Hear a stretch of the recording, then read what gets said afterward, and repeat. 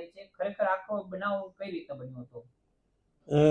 ગઈકાલે બપોરના 1:30 વાગ્યાની આસપાસ અમારા જીએમ ફાઇનાન્સ કિંતુભાઈ મલકાન ઉપર એક અજાણ્યા નંબર ઉપરથી વોટ્સઅપ મેસેજ આવ્યો અને એમાં એમને મારી ઓળખાણ આપી કે આ કેપી જોશીનો નંબર છે, આ મારો પર્સનલ નંબર છે, તમે કોઈને શેર નહીં કરતા. અને ત્યાર પછી એમને એક એકાઉન્ટ ડિટેલ આપી કે જે સિલીગુડી બ્રાન્ચ ઇન્ડુસ બેંકની હતી. એમાં એમને 45 રૂપિયા ટ્રાન્સફર કરવાની એમને સૂચના આપી. ત્યારે શ્રી મલકાને આ બાબતની મારી જોડે ખરાઈ કરવાની જરૂર હતી, કારણ કે આ પીજીવીસીએલના વેન્ડર પણ નહોતા અને આ પ્રકારની ભૂતકાળમાં પણ અમે કોઈ સૂચના નથી આપી અને આ પ્રકારની સૂચના આપવામાં પણ ના આવે. આમ છતાં પણ તે લોકો વધારે પડતા વિશ્વાસના કારણે એમને આ પેમેન્ટ પ્રોસેસ કરી લીધું અને એમના ખાતામાં જમા કરાવી દીધા. ત્યાર પછી બપોરના 3:30ની આસપાસ ફરી એમને કોલ આવ્યો અને એમાં 30 લાખ રૂપિયાની ફરીથી એને ટ્રાન્સફર કરવાની વાત કરી.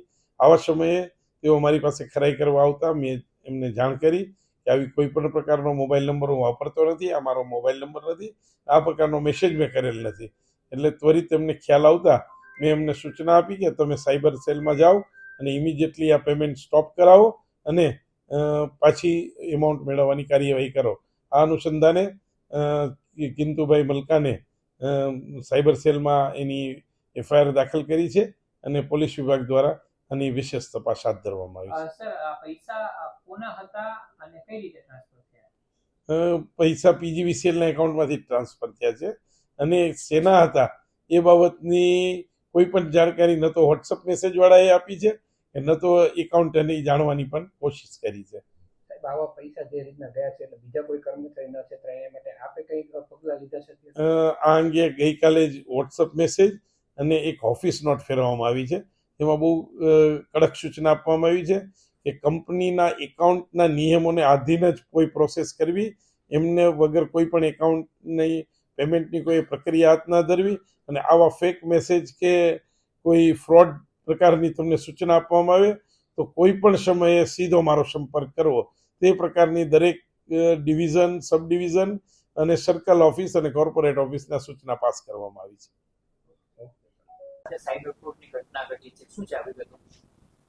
ગઈકાલે પીજીવીસીએલના જનરલ મેનેજર ફાઇનાન્સ તરીકે નોકરી કરતા કિંતુ કુમાર શશિકાંતભાઈ મલકાણ સાથે એક સાયબર ફ્રોડનો બનાવ બનેલો હતો. બનાવની હકીકત એવી હતી કે જે જનરલ મેનેજર ફાઇનાન્સ કિંતુ કુમાર મલકાણ છે એમને ગઈકાલે બપોરે એમના પીજીવીસીએલના એમડી સાહેબ કેતન જોશી સાહેબના પ્રોફાઇલ પિક્ચર રાખેલો અને એમના નામ લખેલું એક વોટ્સઅપ નંબરથી મેસેજ આવેલો કે હલો મલકાણ, હું મીટિંગમાં છું અને તાત્કાલિક મને આ અકાઉન્ટ નંબર ઉપર પીજીવીસીએલના ખાતામાંથી 45 લાખ રૂપિયા જેવાનું પેમેન્ટ કરી નાખો. તો એમને કેતન જોશી સાહેબના જેન્યુઇન નંબર માનીને, એમનો જેન્યુઇન મેસેજ માનીને બેંક ખાતામાંથી, પીજીવીસીએલના બેંક ખાતામાંથી જે બેંક અકાઉન્ટની ડિટેલ પ્રોવાઈડ કરવામાં આવેલ હતી એ ખાતામાં 45 લાખ રૂપિયાનું ટ્રાન્ઝેક્શન કરી નાખ્યું. આ ટ્રાન્ઝેક્શન થયા પછી 30 લાખ રૂપિયાનો ટ્રાન્ઝેક્શન કરવા માટે ફરીથી મેસેજ આવેલો. તો ફરીથી મેસેજ આવ્યા પછી એમને શંકા ગઈ તો એમને પોતાના એમડી સાહેબ સાથે કન્ફર્મ કર્યો તો એમને ખ્યાલ આવ્યું કે એમની સાથે સાયબર ફ્રોડનો બનાવ બનેલ છે. તો એના પછી એમને રાજકોટ શહેર સાયબર ક્રાઇમ પોલીસ સ્ટેશનનો સંપર્ક કર્યો અને જે એમની પાસે વિગતો હતી, બેંક અકાઉન્ટ નંબર અને વોટ્સએપ નંબર, એના આધારે જે બેંક અકાઉન્ટ ધારક અને વોટ્સએપ મોબાઈલ નંબર ધારક વિરુદ્ધ એક ગુનો દાખલ કરવામાં આવે છે અને એ ગુનાની તપાસ હાલ cyber crime police station Rajkot શહેરમાં ચાલી રહી છે. જે એકાઉન્ટ્સમાં પૈસા ગયેલ છે એમાં ફ્રીઝ કરવામાં આવેલ છે અને એમનો ડેબિટ ફ્રીઝ કરી એને જે પણ અમાઉન્ટ અમારો ડિસ્પ્યુટેડ હતો એને બ્લોક કરવામાં આવેલ છે. અમુક અમાઉન્ટ જે છે એ એટીએમ અને ચેક મારફતે વિડ્રો થઈ ગયેલ છે. આ સિવાયનો તમામ અકાઉન્ટમાં તમામ અમાઉન્ટ છે એ હોલ્ડ કરવામાં આવેલ છે. શરૂઆતમાં એક અકાઉન્ટમાં પૈસા ગયા, પછી એક અકાઉન્ટથી મલ્ટિપલ લેયર્સમાં, મલ્ટિપલ અકાઉન્ટ્સમાં પૈસા ટ્રાન્સફર થયેલા છે. તો એ બાબતે અમે તપાસમાં એમના ઉપર કાર્યવાહી કરીશું. જે અકાઉન્ટ છે એ સિલીગુડી વેસ્ટ બેંગોલનો અકાઉન્ટ છે અને ત્યાંથી જ વિડ્રો થયેલ છે. ના, હજુ સુધી એ એકાઉન્ટમાંથી કોઈ ફ્રોડ થયાનો સામે નથી આવ્યો, પણ આજે સવારે એક બીજા ડિપાર્ટમેન્ટમાં રાજકોટ શહેરના જ એક બીજા અધિકારીને એ રીતનો મેસેજ આવ્યો હતો, પણ એમને સમયસર ખબર પડી ગઈ કે એ ફ્રોડ છે, તો એને સાયબર ક્રાઇમનો સંપર્ક કર્યો તો એમને જાણ કરવામાં આવી હતી કે એ રીતે ટ્રાન્ઝેક્શન નહીં કરવા. હજુ સુધી અમારી પાસે જે પ્રાથમિક વિગતો અવેલેબલ છે એમાં 45 લાખ પૈકી 33 લાખ જેવી રકમ હોલ્ડ થયેલી છે અને 2.5 લાખ જેવી અમે ચોક્કસ કહી શકીએ કે આ વિડ્રો થઈ ગયેલી છે. બાકી તપાસ દરમિયાન સામે આવશે.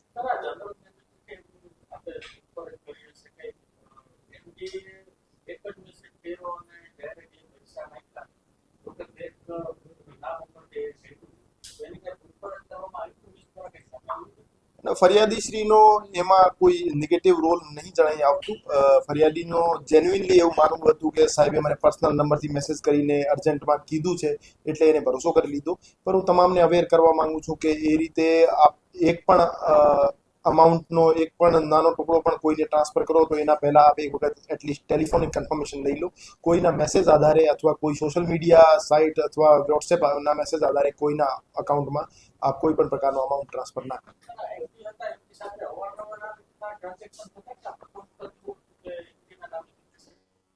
ના, એવું પ્રથમ વખત હતું કે એમડી સાહેબના નામથી મેસેજ આવ્યું હતું, નવા નંબરથી મેસેજ આવ્યું હતું તો એમને ટ્રાન્સફર કર્યું. બાકી જનરલ મેનેજર ફાઇનાન્સ હોવાના કારણે એમડી સાહેબ સાથે આ રીતની એમની ચર્ચા થતી હતી, પણ એમના રેગ્યુલર નંબર સાથે થતી હતી. એ નવા નંબરથી પહેલી વખત ટ્રાન્સફર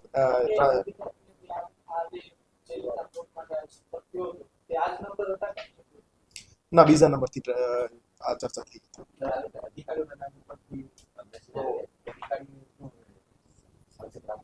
અમે રાજકોટ શહેરના જે તમામ કચેરીઓ છે એમના જે અકાઉન્ટ બ્રાન્ચમાં કામ કરતા માણસોને અવેર પણ કર્યા છે કે એ રીતે આપના બોસના નામે આપને કોઈ પણ પ્રકારનો મેસેજ આવે કે પર્ટિક્યુલર અમાઉન્ટ આપ એક ખાતામાં ટ્રાન્સફર કરો તો આપ સીધા વાત માન્યા કરતા આપ એક વખત ટેલિફોનિક કન્ફર્મેશન લઈ લો, રૂબરૂ જઈને ચર્ચા કરી લો, પછી જ આપ કોઈ અમાઉન્ટ ટ્રાન્સફર કરો.